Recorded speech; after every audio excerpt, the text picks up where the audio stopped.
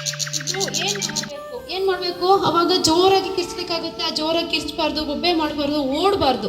ಆ ಸಂದರ್ಭ ಹಾವು ಕಡ್ದಂಥ ಸಂದರ್ಭದಲ್ಲಿ ಭಯದಿಂದ ಓಡೋಕ್ಕೆ ಸ್ಟಾರ್ಟ್ ಮಾಡ್ತಾರೆ. ಯಾವುದೇ ಕಾರಣಕ್ಕೂ ಓಡಬಾರ್ದು. ಎಲ್ಲ ಒಂದು ಪ್ಲೇಸಲ್ಲಿ ಕಾಮಾಗಿ ಕೂತ್ಕೋಬೇಕು. ಆಮೇಲೆ ಎಲ್ಲಿ ಹಾವು ಕಚ್ಚಿದೆ ಅದನ್ನ ಜಸ್ಟ್ ಸೋಪ್ ಅಥವಾ ವಾಟರಿಂದ ಫಸ್ಟ್ ಏಡ್ ಥರ ಜಸ್ಟ್ ವಾಶ್ ಮಾಡಬೇಕಷ್ಟೇ.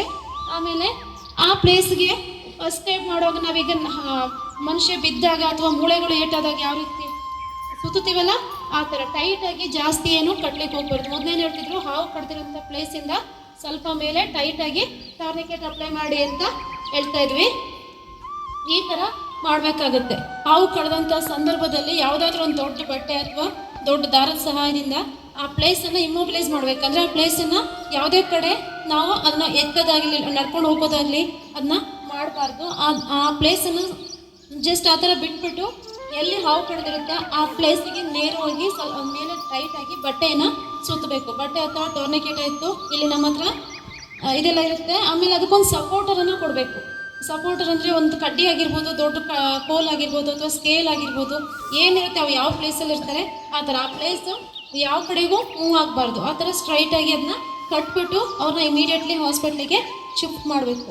ಯಾವುದೇ ಕಾರಣಕ್ಕೂ ಮತ್ತು ಅದನ್ನ ಊಂಡನ್ನು ಸಕ್ ಮಾಡಬಾರ್ದು. ಈಗ ಮಾಡ್ತಾರೆ, ಏನು ಮಾಡ್ತಾರೆ, ಹಾವು ಕಡ್ದಂಥ ಪ್ಲೇಸಲ್ಲಿ ಆ ಪ್ಲೇಸನ್ನು ಕಟ್ ಮಾಡೋದಾಗಲಿ, ಅದನ್ನು ಬಾಯಿಯಿಂದ ಸಕ್ ಮಾಡೋದಾಗಲಿ, ಆಮೇಲೆ ಅದಕ್ಕೆ ಏನಾದರೂ ಟ್ರೆಡಿಷನಲ್ ಏನಾದರೂ ಔಷಧಿಗಳು ಸೊಪ್ಪು ಅಥವಾ ಏನೋ ಔಷಧಿ ಎಲ್ಲ ಹಚ್ತಾರಲ್ವ ಅದನ್ನೆಲ್ಲ ಮಾಡ್ಕೊಂಡು ಕೂತ್ಕೋಬಾರ್ದು. ಯಾಕಂದರೆ ಅದು ವಿಷ ಆಗಿದ್ದ ಹಾವು ಆಗಿದ್ರೆ ಅದು ಆದಷ್ಟು ಬೇಗ ಅವನು ಡೆತ್ ಆಗುವಂಥ ಚಾನ್ಸಸ್ ಇರುತ್ತೆ. ಅದಕ್ಕೋಸ್ಕರ ಈ ಥರ ಫಸ್ಟ್ ಏಡನ್ನು ಮಾಡಿಬಿಟ್ಟು ಇಮಿಡಿಯೇಟ್ಲಿ ಅವ್ರನ್ನ ಹಾಸ್ಪಿಟ್ಲಿಗೆ ಕಳಿಸ್ಬೇಕು. ಎಲ್ಲಿ ಹಾಸ್ಪಿಟ್ಲಿಗೆ ಕಳಿಸ್ಬೇಕು, ನಿಮ್ಮ ಸರೌಂಡಿಂಗಲ್ಲಿ ನೀವು ಯಾವ ಇದರಲ್ಲಿ ಇರ್ತೀರಾ ಅಲ್ಲಿ ಎಲ್ಲಿ ಗೌರ್ಮೆಂಟ್ ಹಾಸ್ಪಿಟಲ್ 24/7 ಅಂತ ಇರುತ್ತೆ.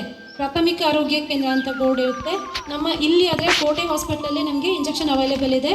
ಆಮೇಲೆ ಅಣ್ಣೂರು ಹಾಸ್ಪಿಟಲ್ ಅಲ್ಲೂ ಕೂಡ ಇಂಜೆಕ್ಷನ್ ಅವೈಲೇಬಲ್ ಇದೆ.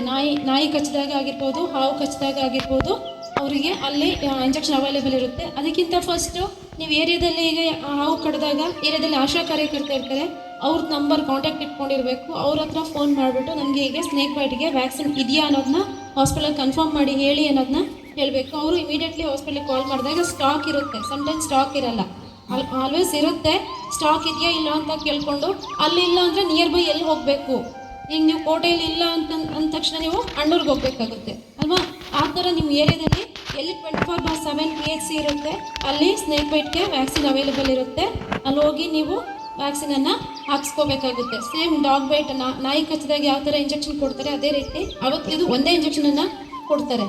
ಆದಷ್ಟು ಬೇಗ ಪ್ರಾಣವನ್ನು ಉಳಿಸ್ಲಿಕ್ಕೆ ಆ ಥರ ಮಾಡಬೇಕಾಗುತ್ತೆ. ಇದಿಷ್ಟು ಹಾವು ಕಚ್ಚಿದಾಗ ಮಾಡಬೇಕಾಗಿರುವಂಥ ಫಸ್ಟ್ ಏಡ್.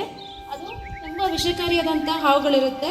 ಆಮೇಲೆ ವಿಷಕಾರಿ ಅಲ್ಲದಂಥ ಹಾವುಗಳು, ನೀವು ಹಸಿರು ಹಾವು ಇದೆಲ್ಲ ಹೇಳ್ತೀರಲ್ವ, ಅವೆಲ್ಲ ವಿಷಕಾರಿ ಅಲ್ಲದಿರುವಂಥ ಹಾವುಗಳು. ಈಗ ವಿಷಕಾರಿ ಹಾವುಗಳು ಕಡ್ದಂಥ ಸಂದರ್ಭದಲ್ಲಿ ಯಾವ ರೀತಿ ನಾವು ಗುರುತುಗಳನ್ನು ಕಾಣ್ಬೋದು ಅಂತ. ಈಗ ವೆನಮಸ್ ಸ್ನೇಕ್ಸ್ ಅಂದರೆ ಈ ಥರ ಏನಾದರೂ ವಿಷಕಾರಿಯಾದಂಥ ಈ ಕೋಬ್ರಾ ಹಾವುಗಳೆಲ್ಲ ಕಚ್ಚಿದಾಗ ಈ ಥರ 2 ಡಾಟ್ಸ್ ಬರುತ್ತೆ ಆಯಿತಾ. 2 ಡಾಟ್ಗಳು ಎಲ್ಲಿ ಹಾವು ಕಡ್ದಿರುತ್ತೆ ಆ ಪ್ಲೇಸಲ್ಲಿ 2 ಡಾಟ್ ಬಂದಿರುತ್ತೆ. ನಾನ್ ವೆನಮಸ್ ಸ್ನೇಕ್ ಅಂತ ಅದೇನು ಕಚ್ಚಿದಾಗ ವಿಷಕಾರಿ ಅಲ್ಲದಿರುವಂಥ ಹಾವುಗಳು ಕಚ್ಚಿದಾಗ ಈ ಥರ ಚೂಪಾದ ಹಲ್ಗಳು ಬಂದಿರುತ್ತೆ. 2 ಟೈಪ್ಸಲ್ಲಿ ಈ ಥರ ಚೂಪಾದ ಹಲ್ಗಳು ಕಾಣಿಸ್ತಾ ಇರುತ್ತೆ. ಆವಾಗ ಅದು ಅಷ್ಟು ವಿಷ ಅಲ್ಲ, ಆದರೆ ಇದು ಸ್ಲೋ ಪಾಯ್ಸನ್ ಆಗಿರುತ್ತೆ ಆಯಿತಾ. ಆದರೆ ಜಾಸ್ತಿ ವಿಷವನ್ನು ಅದು ಸ್ಪ್ರೆಡ್ ಮಾಡಲ್ಲ. ಇವನ್ನ ಕಚ್ಚಿದ ತಕ್ಷಣ ಇವು ಇಮಿಡಿಯೇಟ್ಲಿ ನಮಗೆ ಡೆತ್ ಆಗುವಂಥ ಚಾನ್ಸಸ್ ಇರುತ್ತೆ. ಆವಾಗ ಏನೇನು ಸಿಂಪ್ಟಮ್ಸ್ ಇರುತ್ತೆ, ಈಗ ಹಾವು ಕಚ್ಚಿದಾಗ ಏನಾಗುತ್ತೆ ಮನುಷ್ಯನಿಗೆ